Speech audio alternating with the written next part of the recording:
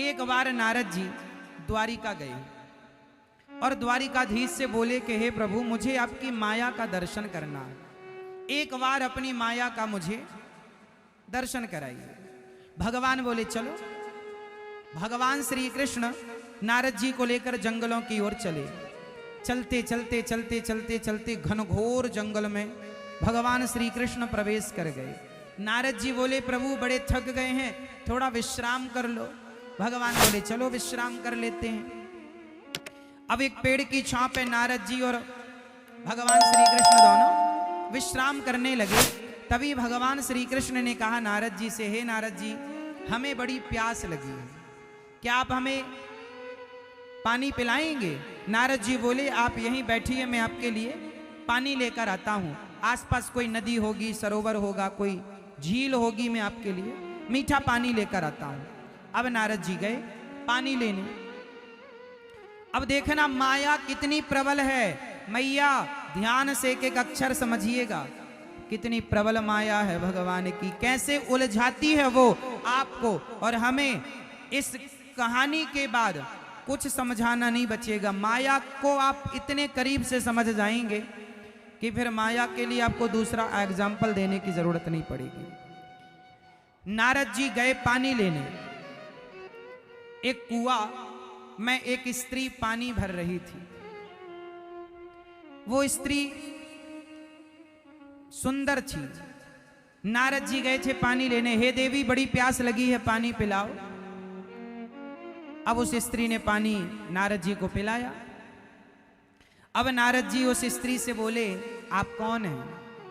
बोले हम यहाँ के राजा की बेटी हैं। अच्छा, तो मिलाओ अपने राजा से। अब राजा से बेटी ने मिलवाया। नारद जी ने कहा कि आपकी बेटी बड़ी सुंदर है, मैं आपकी बेटी से विवाह करना चाहता हूं। राजा ने कहा कि ये तो मेरा सौभाग्य है कि आप जैसे ऋषियों को मेरी बेटी को आप स्वीकार करेंगे और मुझे आप जैसा दामाद मिलेगा। लो भैया, मुहूर्त निकाला गया और नारद जी भूल गए कि मैं पानी लेने आया हूं और उन्होंने विवाह उस लड़की से किया। लो भैया, विवाह हो गया। कुछ दिनों के बाद नारद जी के बच्चे हुए। एक बेटा हुआ, एक बेटी हुई। कहा जाता है कि नारद जी के 27 बच्चे हुए, पर मैं आपको कम बच्चों से ही समझाता हूं। एक बेटा हुआ, एक बेटी हुई। एक बेटा और एक बेटी दोनों। कुछ दिन के बाद नारद जी के ससुर चल बसे और जब ससुर मरे तो नारद जी वहां के राजा बने, क्योंकि उनका कोई बेटा नहीं था, एक बेटी थी। तो नारद जी राजा बने और राज सत्ता को उन्होंने संभाला।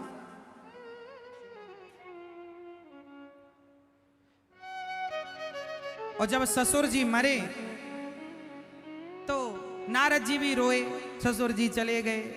जैसे आप लोग कोई मर जाए तो रोने पहले पहुंच जाते हैं, तो नारद जी भी रोए, फॉर्मेलिटी तो करनी पड़ेगी। रोए, पत्नी और बच्चों के साथ रहने लगे, राजा बन गए, प्रजा का पालन। एक दिन राजा ने मंत्री से कहा, नारद जी ने, सुनो मंत्री, जरा बताओ कि हमारी सीमा कितनी बड़ी है हमारे राज्य की। मंत्री ने कहा, महाराज बगल वाला राजा हमारी सीमा को कुछ अपने कब्जे में ले रखा है, आप आज्ञा करें तो सेना तैयार करके युद्ध की तैयारी की जाए। नारद जी बोले तैयार करो।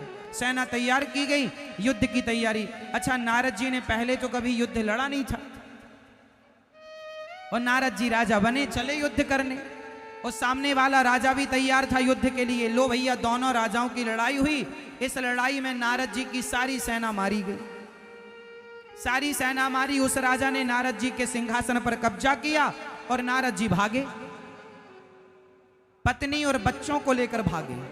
और भागे भैया, नारद जी यहां से वहां से वहां से भाग रहे, रो रहे हैं नारद जी, हे भगवान मेरी सत्ता चली गई, मेरी गद्दी चली गई।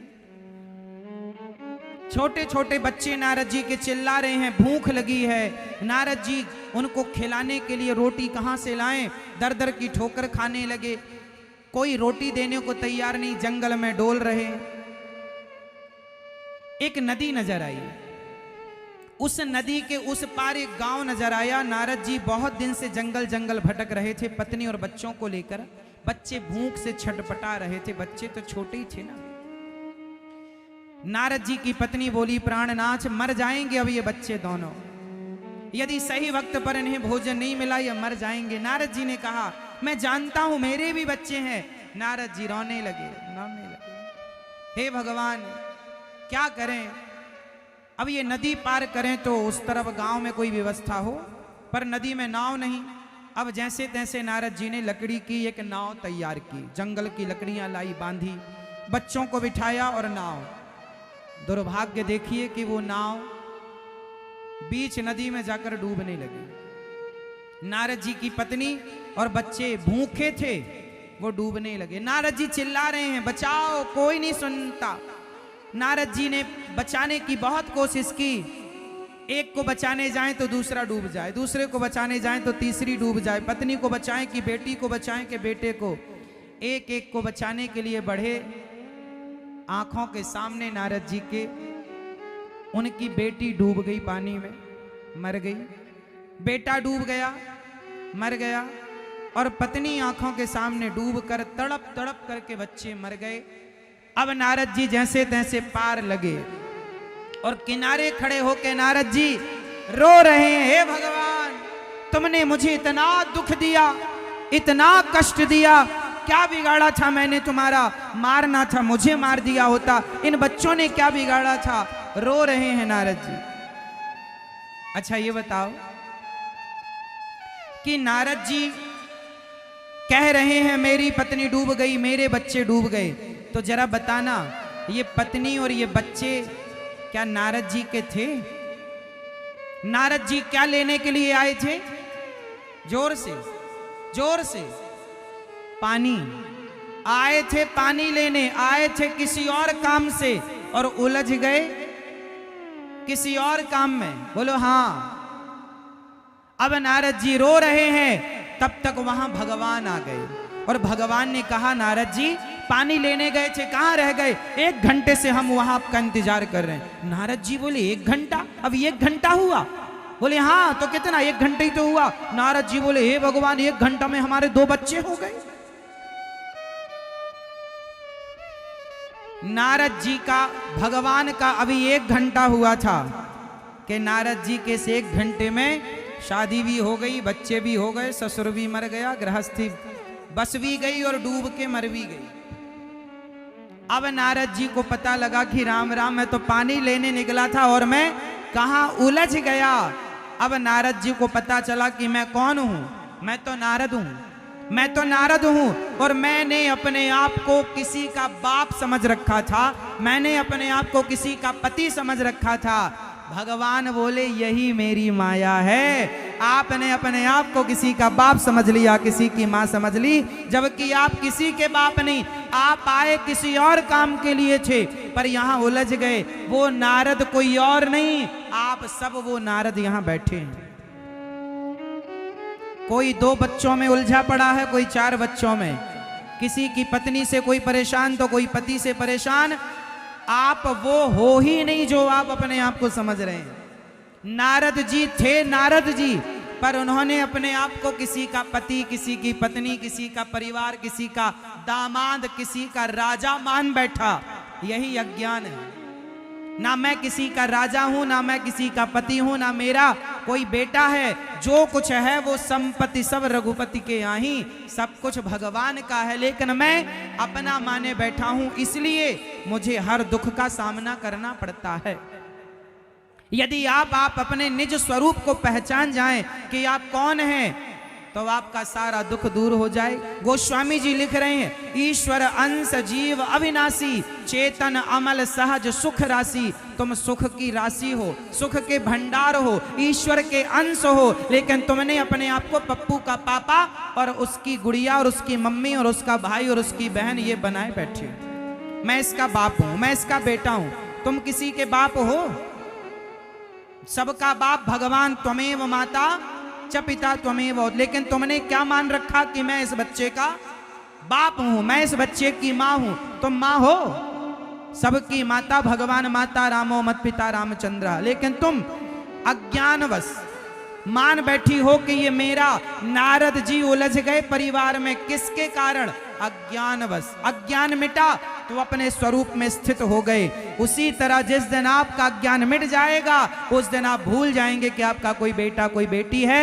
ये तो भाई शरीर के विकार हैं। जैसे शरीर से नाखून बढ़ता है तो आप बढ़ने के बाद काट देते हैं, बाल बढ़ते हैं, बढ़ने के बाद आप काट देते हैं, शरीर में नहाते हैं तो मैल अपने आप छूट जाता है। जैसे शरीर का विकार नाखून के रूप में, बाल के रूप में, मैल के रूप में निकलता ही रहता है, ऐसे ये परिवार भी शरीर का, मन का एक विकार है।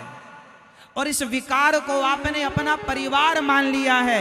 यही तो माया है। नारद जी उलझ गए उस परिवार में क्योंकि माया का पर्दा पड़ गया। ये माया का पर्दा उलझाए रखता है और ये माया तब तक पड़ी रहती है जब तक व्यक्ति भगवान की शरण में नहीं चला जाता। और नारद जी भगवान की शरण में गए, माया का पर्दा उठा, पहचान गए मैं नारद हूं। ना कोई बेटा था ना कोई बेटी। नारद जी रो रहे थे अभी थोड़ी देर पहले, मेरा बेटा डूब गया, मेरी पत्नी। और नारद जी को भगवान मिल गए तो रोना धोना समाप्त हो गया कि ये तो मेरा था ही नहीं। नारद जी क्या लेने आए थे? जोर से पानी। कहां उलझ गए? परिवार में। ऐसे आप लोग संसार में भगवान को पाने आए हो लेकिन भगवान तो मिले नहीं, परिवार में उलझ गए। यही माया है। और ये माया तुम्हारे बाप दादों के पीछे पड़ी रही, अभी तुम्हारे पीछे पड़ी है और ये पड़ी पड़ी तुम्हारे बच्चों के पास जाएगी, फिर उनके बच्चे, सारे लोग ऐसी माया में उलझे रहेंगे। यदि बचना है तो भगवान की शरण में आओ और कहो कि हे नाथ मैं आपको कभी भूलूं नहीं। यदि आप ऐसे ही उलझे रहे तो आपके बाप दादे सब ऐसे उलझन में मर गए, किसी को रास्ता नजर नहीं आया। आद्य शंकराचार्य जी ने कहा पुनरपि जननम पुनरपि मरणम पुनरपि जननी जठरे शयनम। यदि बचना है तो भज गोविंदम गोविंदम भज। मूढ़ मते बचना है तो भगवान की शरण में चले जाओ तो बचना संभव है, वरना बच ना पाओगे। तो कितने लोग माया से बचना चाहते हैं? उठा लो हाथ। बचना चाहते हो तो बोलो हे नाथ, जोर से, हे नाथ। देखो कितना स्लो बोलते हैं आप लोग। कोई व्रत चल रहा है क्या आपका? मैया बोलो जोर से, हे नाथ मैं आपको कभी भूलूं नहीं। हे श्रीमन्नारायण मैं आपको कभी भूलूं नहीं। हे नाथ हमें अपनी माया से बचाइए।